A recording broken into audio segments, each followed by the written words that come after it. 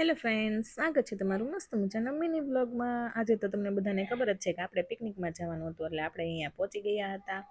અને આ ભાઈ બેન જો બે હિંચકા ખાવાનું ચાલુ કરી દીધું, તો ઘરે ગમે એટલા બાધે પણ બહાર જાય ને તો કોઈને એમ થાય કે આ બેને પ્રેમ બહુ, તો અમને જ ખબર છે કે બેનો પ્રેમ કેટલો છે।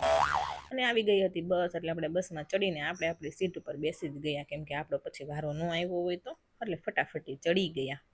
અને એ બધા ગોઠવાતા હતા, અને ફાઇનલી ડ્રાઈવરે આપણી બસ કરી દીધી ચાલુ, અને આપણે પહોંચવાનું હતું ક્યાં તમને આગળ બતાવું, હાલો ને અત્યારથી બધું કહી દો તો તમે આગળ વિડીયો ન જોવો ને, એટલે આગળ જોવો। ફાઇનલી આપણે આપણા મંજિલે લોકેશને બધે પહોંચી ગયા હતા, અને મજા પણ એટલી કરવાની હતી। અને બાળકો હોય ને થોડીક મસ્તી તો હોવી જરૂરી જ છે। આવીને ડાયરેક્ટ બધા સ્વિમિંગ પુલ પાસે પહોંચી ગયા, એને એમ થયું કે નાવાનું છે, પણ સ્વિમિંગ પુલ હતો ખાલી, એટલે બધાના મોઢા ઉતરી ગયા। અને આપણે મસ્ત મસાના જો લોકેશન એટલું ફાઇન હતું, અને બધું તાપી કિનારો હતો, એટલે વાઇબ્સ એટલી મસ્ત આવતી હતી। આવતા વેત બધા બાળકોની તમને ખબર જ છે કે ભૂખ્યા થઈ ગયા, એટલે આવીને આપણે નાસ્તો કરાવી દીધો, કેમ કે નાસ્તો કરાવી દઈએ તો કંઈક શાંતિથી રહે ને આપણને પણ રહેવા દે।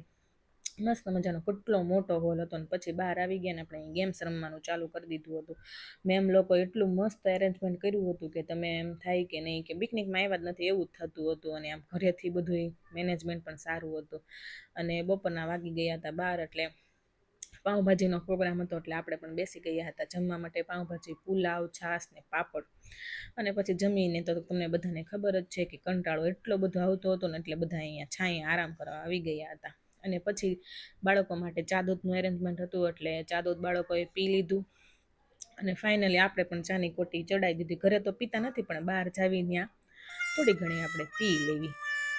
પછી જો અહીંયા બાળકો માટે પોપકોર્ન પણ આવી ગયા હતા, કેમ કે બાળકો ભૂખા ન રહેવા જોઈએ, ભૂખા રહે તો પેટ ખાલી હોય તો પાછા રમવાનો કંટાળો આવે ને। જો અહીંયા મસ્ત મજાનો મેડમ ડ્રેસ પહેરીને આવી ગયા હતા કાર્ટૂનનો, અને બધા બાળકોને ડાન્સ કરાવતા હતા, અને બાળકો એન્જોય પણ એટલો કરતા હતા કે થાક જેવું નામ ન હતું। અને આપણે ગુજરાતી હોય ત્યાં ગરબા તો હોય જ તે, એટલે ફાઇનલી જો મેડમે ગરબા ચડાવી દીધા, અને બધાએ એટલા ગરબા લીધા એ બધાના પગ દુખી ગયા।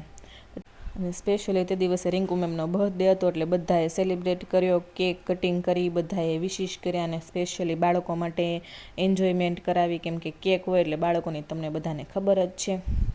અને બાળકોના મોઢામાંથી એટલી લાળ પડતી હતી ને, પછી અહીં ફાઇનલી ટેબલ ઉપર કેક મૂકી દીધી, કેમ કે નકર તો ફાર્મ આખું પાણી થઈ જાય એમ હતું।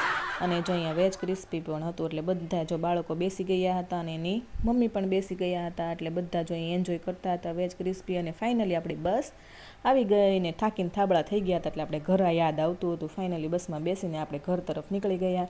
મળીએ નવા કન્ટેન્ટની સાથે, આવજો, bye, like, share and subscribe.